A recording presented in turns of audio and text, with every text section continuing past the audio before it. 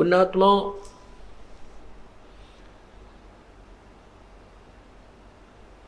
सत्संग एक ऐसा सथल होता है, ऐसा ये कॉमन प्लेस है। इसमें प्रथम कक्षा से लेकर के और अंतिम क्लास तक के पढ़ाई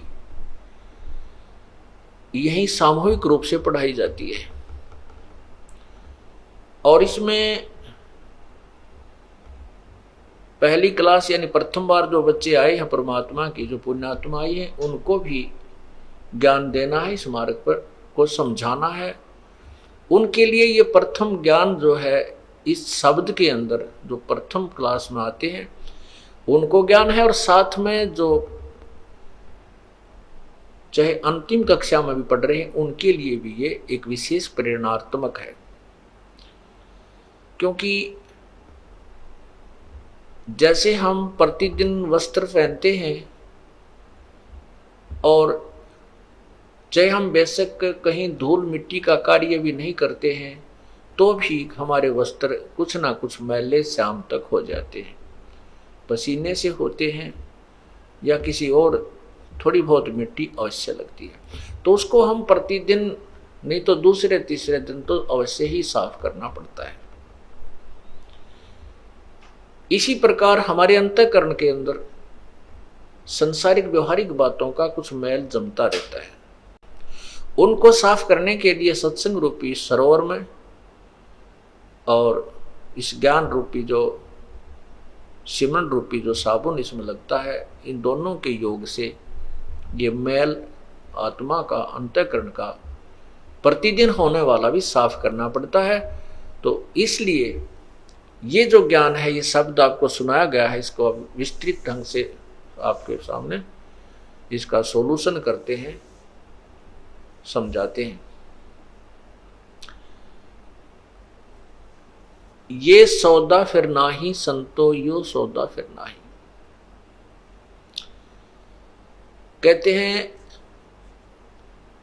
आगे गए ना बावड़े, आगे गए ना बावड़े। बावड़े माने वापस नहीं आए इस घर में जिसमें आपके माता पिता या छोटा भाई बहन कोई भी किसी कारण से पति पत्नी की मृत्यु हो जाती है, वो लौट कर आपसे नहीं मिलते इस घर में, इस जीवन में। और जो शेष बचे हैं वो भी चले जाएंगे। आगे गए न बावड़े, रहते भी सब जाही, और बिन साहेब की बंदगी की ठौर ठिकाना नहीं। जैसे आपने सुबह के सत्संग में सुना था,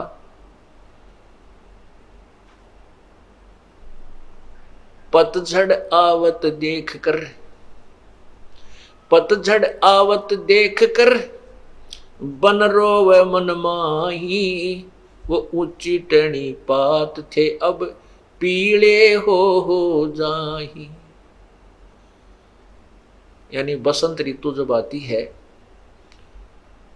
उसमें सभी पत्ते पीले होकर के, पूर्व वाले जो पत्ते थे वो सब पीले होकर के सूख करके जमीन पर गिर जाते हैं और नई कोपलें तुरंत फूट आती हैं। तुरंत ही हफ्ते के अंदर ही उनमें इतनी बड़ी बड़ी इतनी पत्तियां होकर के वृक्ष हरा भरा हो जाता है, 10 दिन के अंदर, 15 दिन। और पहले वाले पत्ते सभी टूट टूट कर नीचे गिर जाते हैं। कोई तो गंदे नाले में पड़ा है, कोई पशुओं के नीचे, पैरों के नीचे कुचला जा रहा है, कोई कहीं उड़ रहा आंधी में, कोई इधर गिर रहा है, कोई इधर गिर रहा है। तो ऐसे एक परिवार को समझाने के लिए वन, वृक्ष और पत्ते का एक उदाहरण दिया प्रभु ने। कहते हैं पात झड़ता यूं कहे, सुन भई तरवर राय, अब के बिछड़े ना मिले ना जाने कहाँ गिरांगे जाए। जैसे घर का सदस्य मृत्यु को प्राप्त हो रहा है, अंतिम श्वास गिन रहा है, और वो कहता है भगवान ने पता नहीं कहाँ जन्म होगा, कहाँ जाऊंगा, कहाँ ठिकाना होगा मेरा। ऐसे उदाहरण देते हैं कि पत्ता गिरता हुआ वृक्ष से कहता है कि सुन भाई तरवर राय, अब के बिछड़े नहीं मिले ना जाने कहाँ गिरोगे जाए। तो उस पत्ते को सांत्वना देने के लिए पेड़ बोलता है, अर्थात जैसे कोई सदस्य शरीर छोड़ने को कि सतिथि में आ चुका है, मृत्यु निकट आ गई है, वो दुखी होता है क्या होगा, मरूंगा, तो दूसरे समझदार बुद्धिमान व्यक्ति कहते हैं भाई यहाँ तो सभी ने मरना है, आप आज मर रहे हो, हमारा कल को नंबर है, यहाँ तो कोई रहना ही नहीं है।